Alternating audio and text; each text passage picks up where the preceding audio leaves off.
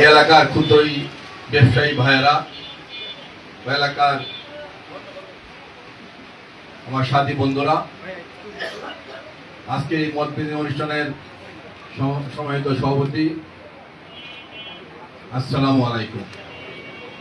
আমি সর্বপ্রথম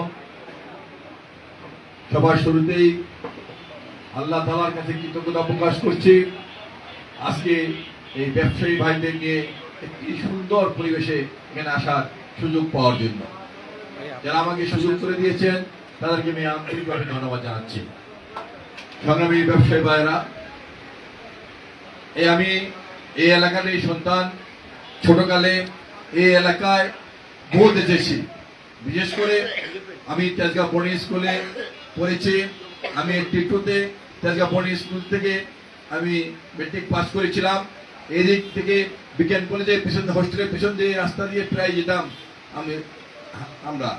আবার আরেকটি স্মরণীয় ঘটনা হলো, প্রতি বছর পিকনিকে মুরগি আড়তে আসতাম দল বেঁধে পিকনিকের মুরগি কেনার জন্য। এই এলাকা আমি মনে করি আমাদের নিজেদের এলাকা। এই এলাকায় ছোটকালে অনেক স্মৃতি আছে, সে কথা বলবো না, শুধু বলতে চাই আজকে এই ব্যবসায়ী ভাইদের অনেক সমস্যার কথা আমরা শুনেছি, অনেক দুঃখের কথা শুনেছি। আমি মনে করি এখন কোনো দলীয় সরকার নেই। দলীয় সরকার ছাড়া আসলে কিন্তু দেশের জনগণের কোনো উপকার করা যায় না, কোনো সমস্যার সমাধান করা যায় না। দেখুন আজকে দেশে একটি বিশৃঙ্খলা, কোনো স্বৈর শাসক নেই, তারপর কিন্তু বিশৃঙ্খলা, যে যার মতো চলছে। যখন যার মন চায় দাবি আদায়ের জন্য রাস্তায় নেমে যাচ্ছে, কারণ কোন জনগণের সরকার নেই।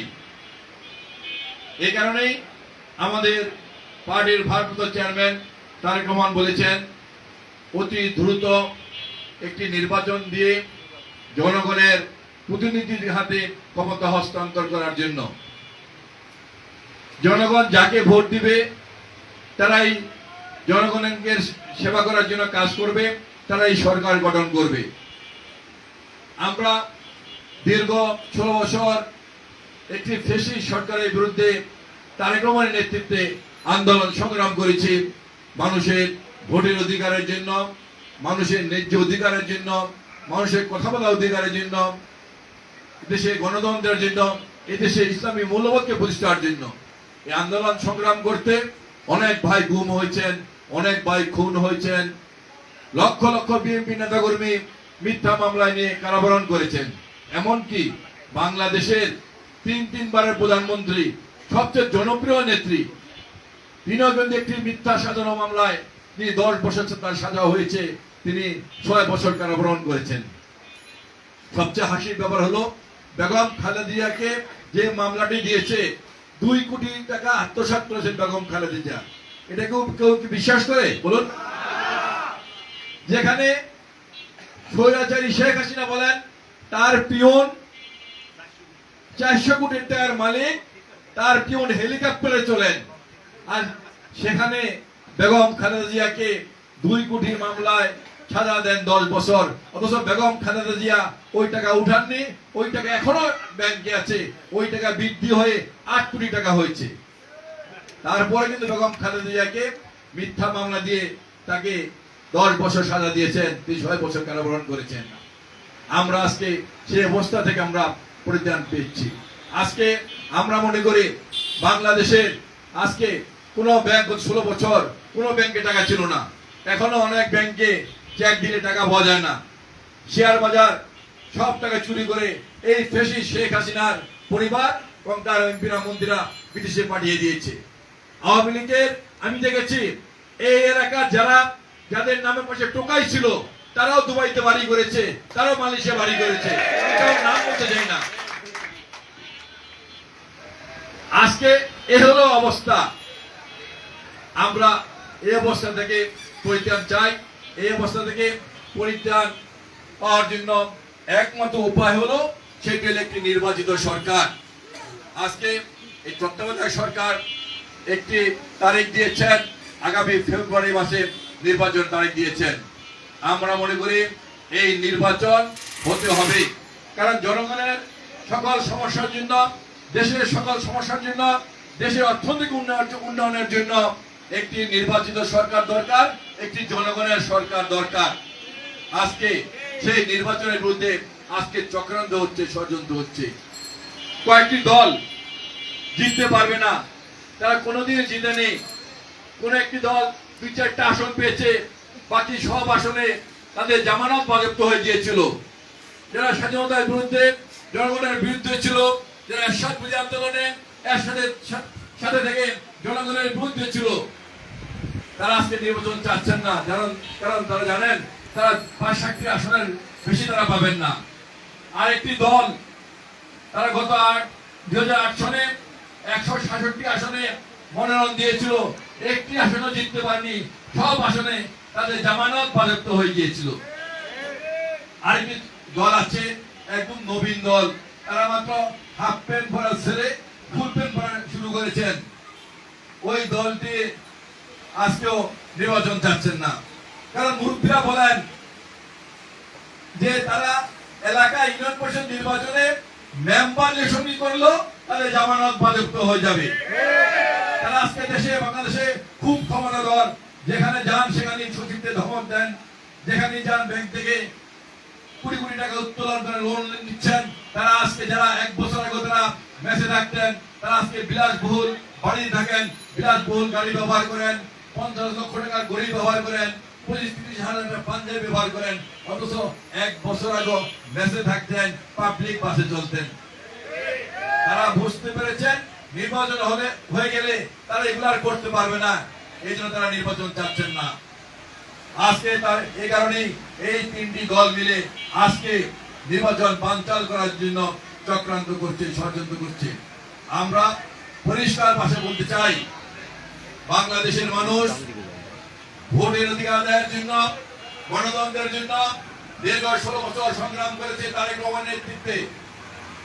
আমরা আজকে প্রেসিডেন্ট শেখ হাসিনার পতন আমরা করেছি, প্রেসিডেন্ট হাসিনা আজকে পালিয়ে গিয়েছে, কিন্তু আমরা আমাদের ভোটের অধিকার এখন আদায় করতে পারিনি।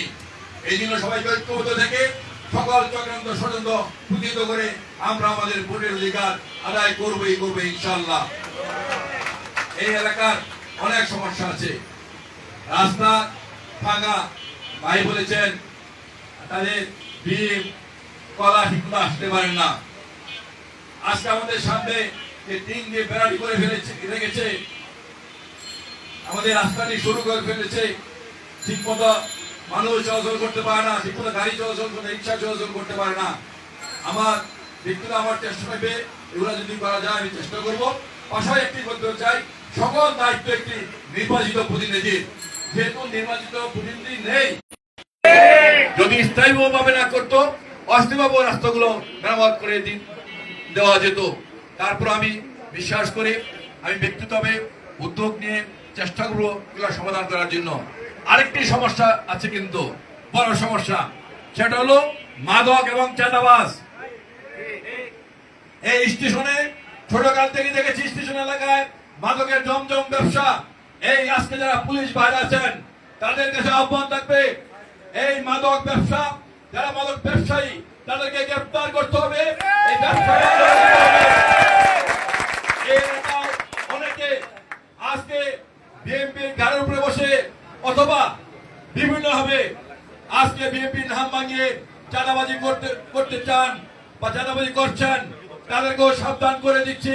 আমি এই এলাকার ব্যবসায়ী ভাইদের আমি বলবো, যারা এই চাঁদাবাজি করতে আসবে তাদেরকে ধরে পুলিশে হস্তান্তর করবেন, আপনারা পুলিশকে ফোন করে জানিয়ে দিবেন।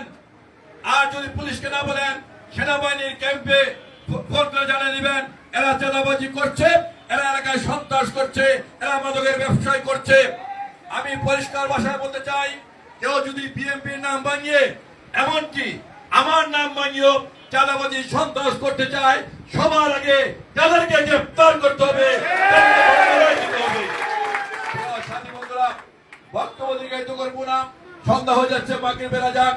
আমি একটি কথাই বলতে চাই, আমি আপনাদের সন্তান, এই এলাকায় বড় হয়েছে, আমি আপনাদের সাথে মিলেমিশে থাকতে চাই, আমার জন্য দোয়া চাই।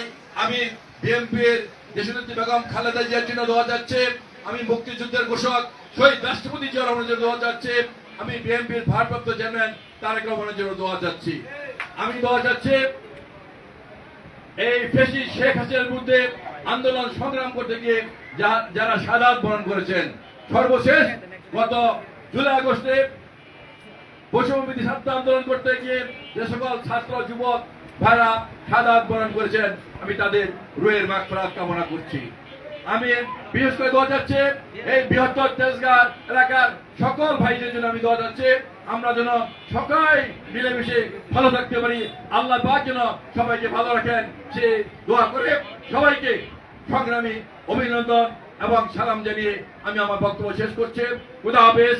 বাংলাদেশ জিন্দাবাদ, বাংলাদেশ জাতীয়তাবাদী জিন্দাবাদ, শহীদ মরহুম বেগম খালেদা জিন্দাবাদ, আমাদের প্রাণপ্রিয় নেতা তারেক রহমান জিন্দাবাদ জিন্দাবাদ। আরেকটি কথা বলে, সেটা হলো অনেক জায়গায় শুনি বাড়ি চাঁদা চাইতে এসে আপনার লোক অনেকে ফোন করে বলেন, আমি যখন বলি ভাই পুলিশে ধরিয়ে দেন বা পুলিশে মামলা করেন, মামলা করতে চায় না।